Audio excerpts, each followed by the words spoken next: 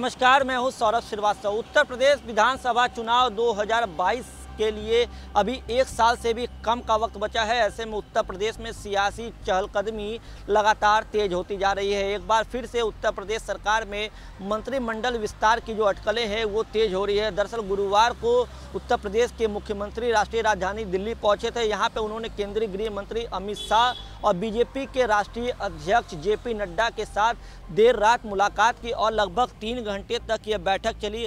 बैठक में उत्तर प्रदेश संगठन के महामंत्री सुनील बंसल और भाजपा के जो उत्तर प्रदेश के प्रदेश अध्यक्ष हैं स्वतंत्र देव सिंह वो भी मौजूद थे। 3 घंटे की ये अहम बैठक हुई है। आपको बता दें कि पिछले 1 महीने में उत्तर प्रदेश के मुख्यमंत्री की जेपी नड्डा के साथ ये तीसरी बैठक है। इसको लेकर के ये माना जा रहा है कि 2022 चुनाव को लेकर के बीजेपी तैयारियों में कोई कोर कसर नहीं छोड़ना चाह रही है। पूरी तरीके से जातीय और क्षेत्रीय समीकरण पे काम करना चाह रही है और मंत्रिमंडल विस्तार को लेकर के लगातार जो अटकलें हैं वो अब तेज हो गई है। और ये भी माना जा रहा है, सूत्रों के हवाले से जो खबरें निकल के सामने आ रही हैं, कि अब जैसे ही मुख्यमंत्री लखनऊ पहुंचेंगे और लखनऊ जाते ही मंत्रिमंडल विस्तार की जो ऐलान है वो किया जा सकता है। हम आपको बता दें एमएलसी की जो 4 सीटें खाली पड़ी हुई हैं उसको लेकर के भी बैठक में चर्चा किया गया है। और ये भी माना जा रहा है कि चारों नामों पर लगभग सहमति बन चुकी है। जो बीजेपी की तरफ से एमएलसी के उम्मीदवार की उत्तर प्रदेश विधान परिषद में 4 सीटें जो हैं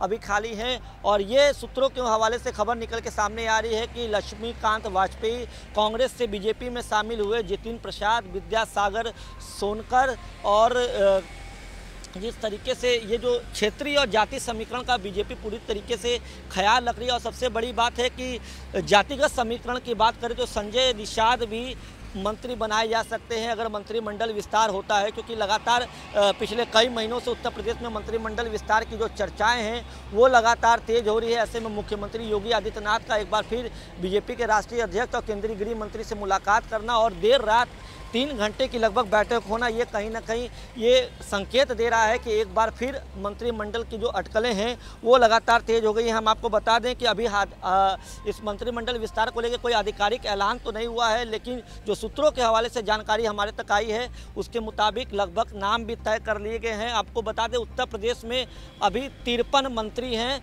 जबकि 60 मंत्री बनाए जा सकते हैं मानक के अनुसार। हम आपको बता दें उत्तर प्रदेश में 53 मंत्री हैं, जिसमें से 23 कैबिनेट मंत्री हैं, 9 राज्य मंत्री स्वतंत्र प्रभार हैं और 21 राज्य मंत्री हैं। मानक के अनुसार उत्तर प्रदेश सरकार में 60 मंत्री बनाए जा सकते हैं। हालांकि 6 से 8 महीने का वक्त बचा हुआ है चुनाव में। लगातार जो मंत्रिमंडल की अटकलें हैं वो पिछले कई महीने से लगाई जा रही थी, लेकिन अब अगर मंत्रिमंडल विस्तार होता है तो वो कहीं ना कहीं सिर्फ चुनावी मिशन को देखते हुए मंत्रिमंडल का विस्तार किया जाएगा, क्योंकि जातिगत समीकरण और क्षेत्रीय समीकरण जो है उसको बीजेपी उस पर काम कर रही है और लगातार जो है बैठकों का सिलसिला लगातार जारी है। क्योंकि विपक्ष की पार्टियां जो हैं ब्राह्मण और दलित दोनों जातिगत को लेकर के बीजेपी को घेरने का काम कर रही है। ऐसे में लगातार जो है बीजेपी मशीनरी तौर पे काम कर रही है और बैठकों का सिलसिला लगातार जारी है। तो जाहिर सी बात है कि जो मंत्रिमंडल का अगर विस्तार होता है तो बीजेपी इन सभी पहलुओं पर ध्यान रखते हुए मंत्रिमंडल का विस्तार करेगी। हम आपको बता दें ये भी दावा किया जा रहा है कि विपक्ष के आरोपों को पर जवाब देने के लिए भी एक पूरी तरीके से बैठक में चर्चा की गई कि विपक्ष जिन जिन सवालों पे सरकार को घेरने के काम कर रहा है उन पर किस तरीके से प्रतिक्रिया देना है, उस पर किस तरीके से कौन पार्टी की तरफ से बोलेगा। इन तमाम अहम मुद्दों पर केंद्रीय गृह मंत्री और राष्ट्रीय अध्यक्ष जेपी नड्डा के नेतृत्व में बातचीत हुई है और काफ़ी अहम बैठक बताई जा रही है। हम आपको बता दें लगातार जो अटकलें हैं मंत्रिमंडल को लेकर के वो तेज हो रही है। अब मंत्रिमंडल में अब जो लगातार जो विधान परिषद में सीट खाली थी, लगभग 4 सीट खाली है, उसकी दावेदारी का जो नाम है वो लगभग फाइनल कर लिया गया है, बस ऐलान होना बाकी है। और इन जैसे ही इन्हें एमएलसी बनाया जाएगा, इसमें से कम 1 से 2 लोगों को मंत्रिमंडल में शामिल किया जा सकता है। और पूरी उम्मीद ये जताई जा रही है कि टोटल 5 से 6 लोगों को मंत्रिमंडल में शामिल किया जा सकता है उत्तर प्रदेश में। इससे पहले भी लगातार जब जून में मुख्यमंत्री योगी आदित्यनाथ दिल्ली आए थे, उसके पहले भी जब दिल्ली आए थे तो लंबी बैठकें हुई थी। उस समय भी ये लगातार अटकलों का जो बाजार था वो पूरी तरीके से गर्म था कि उत्तर प्रदेश में मंत्रिमंडल का विस्तार हो जाएगा। हम आपको बता दें निषाद पार्टी के संजय निषाद लगातार पिछले कई महीनों से पार्टी पर दबाव बना रहे हैं, मंत्रिमंडल में जगह मांग रहे हैं। तो कहीं ना कहीं जो अब चुनाव नज़दीक आ गया है तो हर बिरादरी को खुश करने, हर जाति को खुश करने के लिए भारतीय जनता पार्टी पूरी तरीके से विचार कर रही है, मंथन कर रही है। पार्टी के शीर्ष नेता लगातार लगे हुए हैं। हम आपको बता दें, इस बैठक में संगठन महामंत्री सुनील बंसल भी मौजूद थे, जो उन्होंने भी अपनी राय रखी है। हम आपको बता दें, काफ़ी लंबी चर्चा थी और अब ये उम्मीद जताई जा रही है कि लखनऊ जाते ही मुख्यमंत्री योगी आदित्यनाथ जो है इन सभी